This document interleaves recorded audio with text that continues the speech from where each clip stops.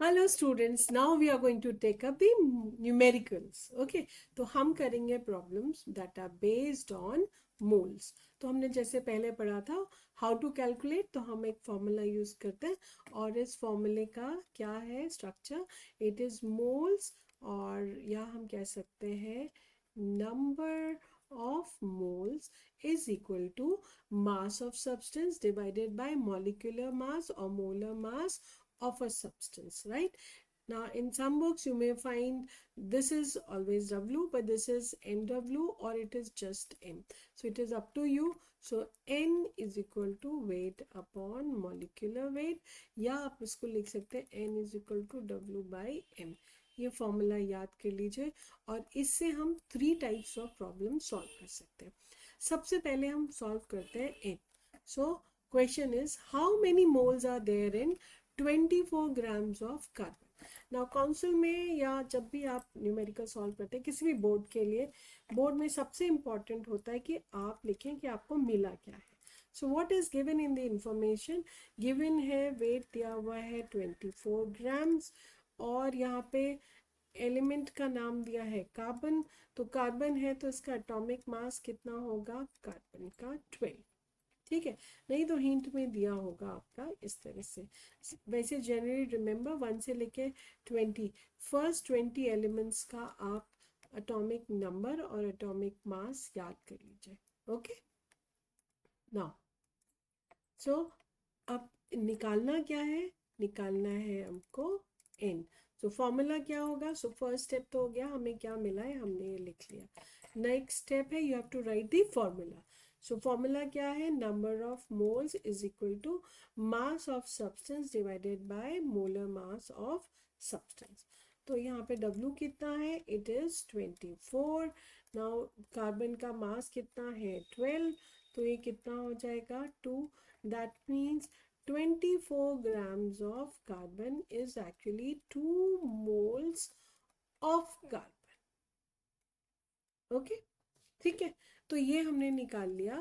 Right, so this is, जब भी आप न्यूमेरिकल करते हैं तो आपको लिखना है गिवन, फिर आपको लिखना है फॉर्मूला, फिर आपको शो करना है सब्स्टिट्यूशन, और साथ में कैलकुलेशन दिखाकर आपको आंसर रिमेंबर करना है, पूरा अलग से लिखना है answer with the correct unit. ठीक है, to fetch complete full marks. तो जितने भी न्यूमेरिकल्स हैं आपके 2 मार्क्स के आते हैं. हाफ मार्क होता है आपका फॉर्मूला का, सब्स्टिट्यूशन का आपका हाफ या 1 मार्क होता है अगर फॉर्मूला बड़ा है, या राइट. और कई बार क्या होता है यहाँ पे थोड़े हाफ मार्क्स एक्स्ट्रा होते हैं, बिकॉज यहाँ पे आपको यूनिट चेंज करना पड़ता है.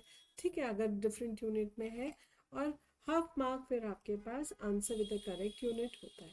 Okay, so this is how mark distribution is there.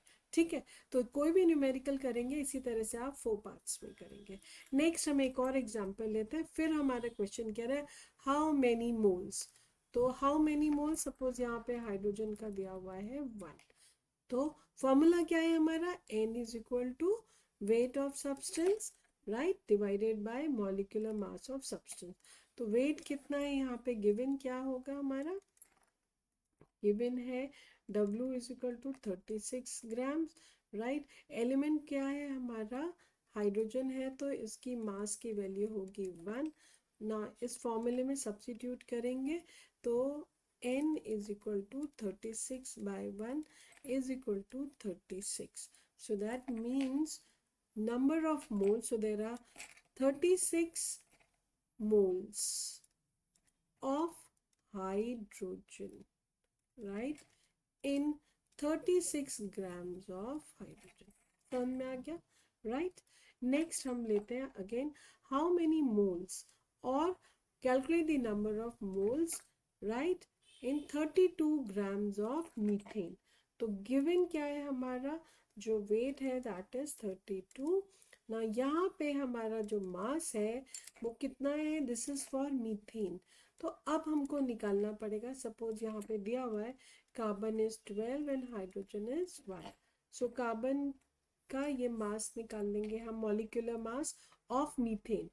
तो मीथेन का फॉर्मूला क्या है, CH4 मीथेन, राइट. कार्बन कितने हैं इसमें 1, एक का कितना मास है 12, ओके ब्रैकेट में रख देते हैं। एलिमेंट्स ऑफ हाइड्रोजन के एटम कितने हैं 4, और एक एलिमेंट ऑफ हाइड्रोजन का मास है 1, राइट।